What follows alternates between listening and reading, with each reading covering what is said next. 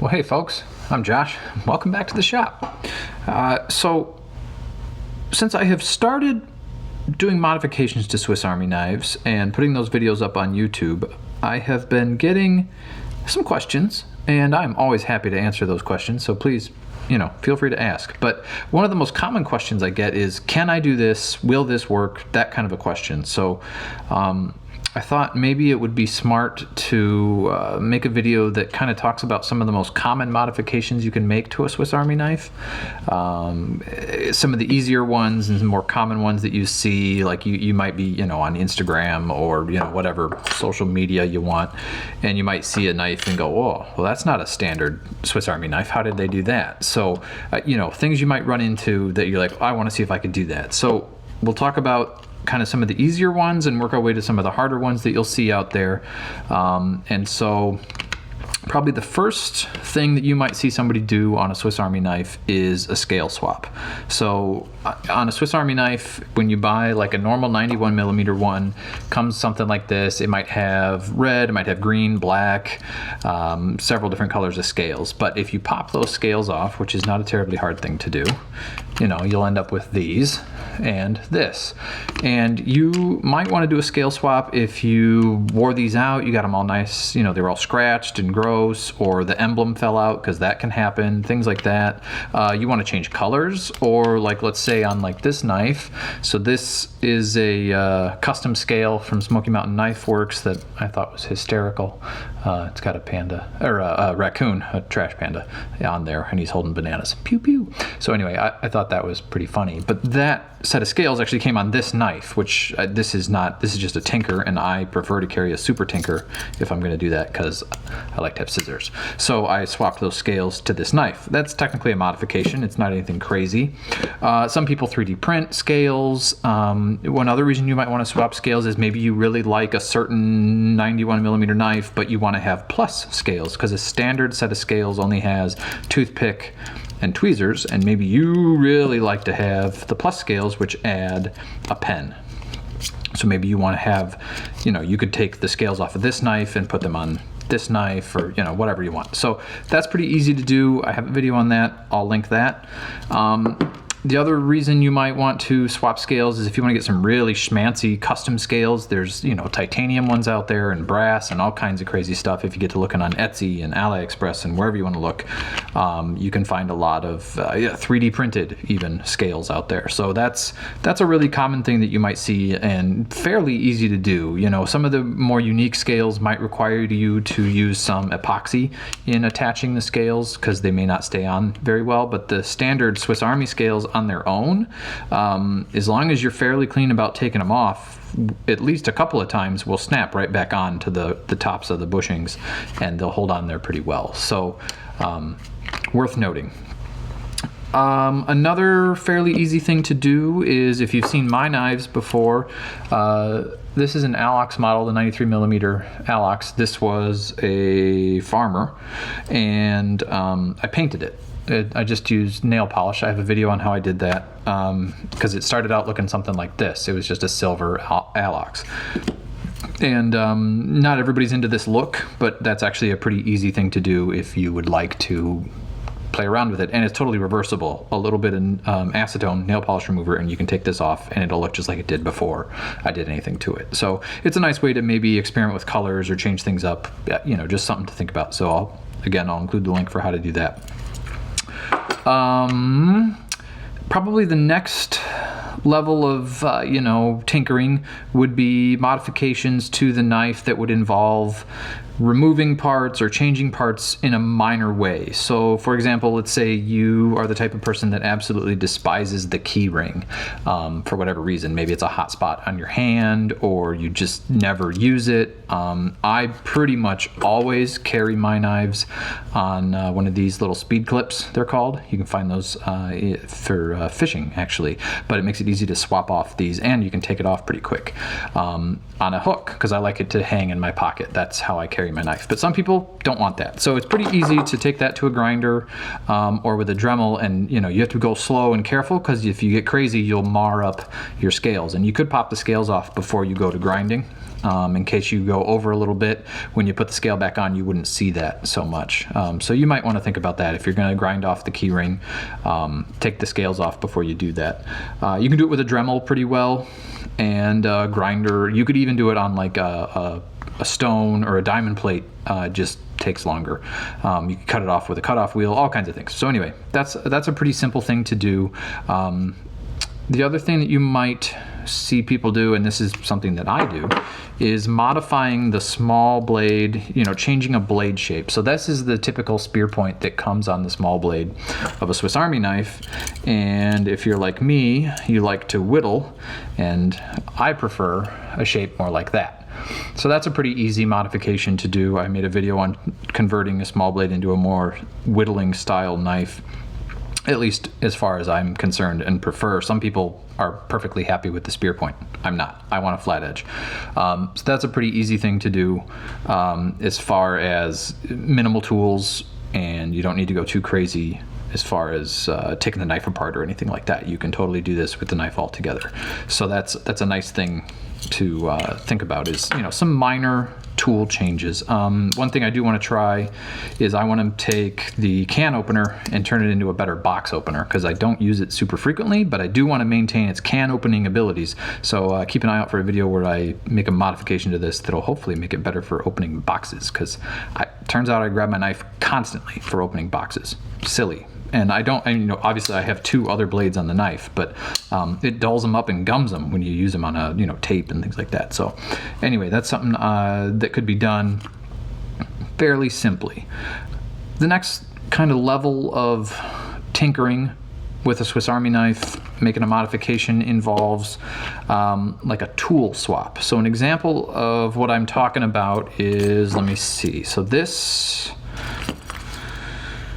knife is a Pioneer X. It has a set of scissors, and it has, in this location, a can opener. But on a farmer that I had, I don't ever really use the can opener very often, so I thought, oh, how cool would it be to swap out the can opener for a different tool? So I did some looking around, and I found that I really liked this blade. So this is actually the blade out of a flex cut detail knife, or I think it was a detail knife, and it wasn't terribly hard to do this. I made a video on it. It's called the Whittling Farmer. Again, I'll include a video. But this kind of a modification, you only have to remove one of the rivets in here, or pins if you prefer, as opposed to completely disassembling the whole knife, which gets really tricky, and I'll talk about doing that later. But if you only need to just swap out one tool and you only need to remove one pin to do that, it's not as complicated as some of the other things. So you would drill that out, and anyway, you can watch the video. But the thing to consider when you're thinking about tool swaps is the thickness of the tool is probably one of the biggest things to think about. So if you look down into there, you can see the can opener is definitely thicker than that blade is. But what I ended up doing is I snagged a spacer from another knife. This is the spacer that goes next to a small blade, and it is almost exactly the right thickness to add to this blade to equal out the thickness of this blade. So you need to get out like a micrometer or something, and a caliper, excuse me. You need to get out a caliper and measure how thick this is, and then you need to match it, because mismatched thicknesses on the spring will result in either a wonky way that when you put everything back together, it'll put too much pressure in spots, and it'll have gaps back here and stuff like that. So you got to think about the thicknesses of things if you're going to swap stuff out. But that wasn't terribly hard to do. Another thing I did is on a Cadet. If you look at a Cadet, so this is an 84 millimeter knife. The nail file on a Cadet, I never use a nail file. So I actually, on this Cadet, swapped out the nail file and put in the small blade that I modified a little bit from like a 93 millimeter knife. The small blade thickness is exactly the same as the thickness on the nail file. So I didn't have to do anything crazy. I just swapped out the tools. So that's a fairly easy, you know, it's a little more involved. You got to drill out the rivet, and you got to find a piece of rod that's the right thickness, or you have to make one, and then you have to peen it. So, you know, it's a more involved modification, but it's very doable. If you have the time and a little bit of desire, it can be done. And I'll include some videos on how that kind of thing is done. Put those all in the video description. So that's some basic tool swaps. Another thing that you'll see some people do is adding a pocket clip. Now, depending on how complicated you want that to be and what you want that to look like, there's actually some aftermarket third-party type things you can do. I think it's called like a Swiss clip that'll fit on the 91mm knives that kind of goes around the top of the knife here and just kind of clips on there, and then you don't have to make any major changes to your knife. I think it actually covers the tweezer spot. But anyway, it puts a pocket clip on the 91mm. But some of the other pocket clip ideas that I've seen, some people on like an Alox model will drill out a rivet and then tap that and drill the side a little bit and tap that, and then actually snag a pocket clip from like a Spyderco knife or something like that, and then use that to, you know where to put your holes, and then screw that to the side. So that's a pretty involved thing, because, you know, tapping this aluminum is tricky, and drilling a rivet without destroying the rivet is tricky as well. So I've not actually done a mod like that because I don't ever want a pocket clip right on my knife, but you can definitely find people that have done that if it's something that you're interested in. And probably the next and one of the most frequent things you'll see is somebody that makes a modification where they take, probably most often is on like a 93mm knife, one of the Pioneers, because the scales are useful for this, and add a pivot barrels with screws, something like this, and it'll end up looking, so this is a 91mm knife that I did this to, but you need to find pivot barrels and screws that match your pivot barrels, and they need to be the right thickness to work. So sometimes people call that a Torx mod or something like that because of the screw shape. It's a Torx screw, but that's a pretty frequent one that you'll see people do, and you can do some really crazy stuff because then you can put all kinds of scales on your knife. So I made this scale out of a piece of aluminum and replaced what was the side plates. You know, so this is the side plate that was on this knife, and of course a scale was there, and I replaced that with pivot barrels and screws. So these are, you know, delicate little things until you get them in place. That's a pretty complicated mod because you gotta match up the thickness of your pivot barrel really precisely. It needs to be just a smidgen smaller than the total thickness of your knife, including the scales, so that when you put it all together, the pressure isn't on these screws, because if you put all the pressure on the screws, they just will not probably hold up over time. So that's one thing you have to do. The other really challenging thing you have to do if you want to do a Torx mod is you need to drill out all of your tools, most likely, because most pivot barrels are 1/8 inch. And an 1/8 inch pivot barrel will not fit in the typical hole of a Swiss Army knife tool or scale or anything. These are smaller than that. They're more like 2.2mm, or depending on the knife, some are 2.3, just depends on what you're dealing with. But you'll have to drill out every single hole in every single tool, every back spring, everything, to be 1/8 inch thick. And the best way to do that is you really have to invest in a carbide drill bit, otherwise you will just absolutely destroy drill bits, even in a drill press, unless you're, I don't know, some kind of other level drill person, which I am clearly not, because I have tried it many times with cobalt bits and you just destroy cobalt bits. You really need to have a carbide 1/8 inch drill bit, and they're kind of pricey, and you'll still probably go through drill bits. So the Torx mods are not for the faint of heart. You gotta be, you know, you probably need a drill press, you probably need some more kind of tools on the metalworking end of things. My shop is really more of a woodworking shop. That's typically what I do. So I don't have a whole lot of specialty metalworking stuff, but the guys that do, a Torx mod would probably not be as challenging. So you could do that. And if you do want to find pivot barrels, you can find those on knife making websites like USA Knife Works or something like that. I don't remember. But there's lots of them out there. You just need to know how to look. So a pivot barrel and screws, that's probably the words that you need to use for a search. The next level of things that you can do is like a really unique combination of tools that requires you to completely disassemble the knife. Similar to doing a Torx mod, you have to fully disassemble to do that. And an example of that would be this knife. So this was an 84mm Cadet. This is the knife that I carry pretty much every day, and you can see it's gotten a little wear to it. And so the Cadet is a 2-layer knife traditionally. I made it a 3, and I added scissors to it. But Victorinox stopped making 84mm knives with scissors quite a while ago, and finding the scissors from an 84mm knife, like if you found an old golfer that has scissors in it, they tend to be really expensive, way more than I would want to pay for them. So what I did is and I made a video on this, you can go watch it, but essentially this is the scissors out of a 93mm knife, like one like this, out of like a Super Tinker, and then a back spring out of a different 84mm knife. And then I had to do a whole bunch of modifications and changes. I had to move the hole in the scissors. I had to grind off the back of the scissors. I had to change the shape of the back spring. Whole bunch of stuff I had to do to make the scissors fit in here, which I kind of had fun doing, so I don't mind doing it, but it was really time consuming, and you have to it really helps if you make a jig to hold all your parts together so you can kind of play around with how it's all going to work. So this is the jig that actually the jig was over here and I took the pins out.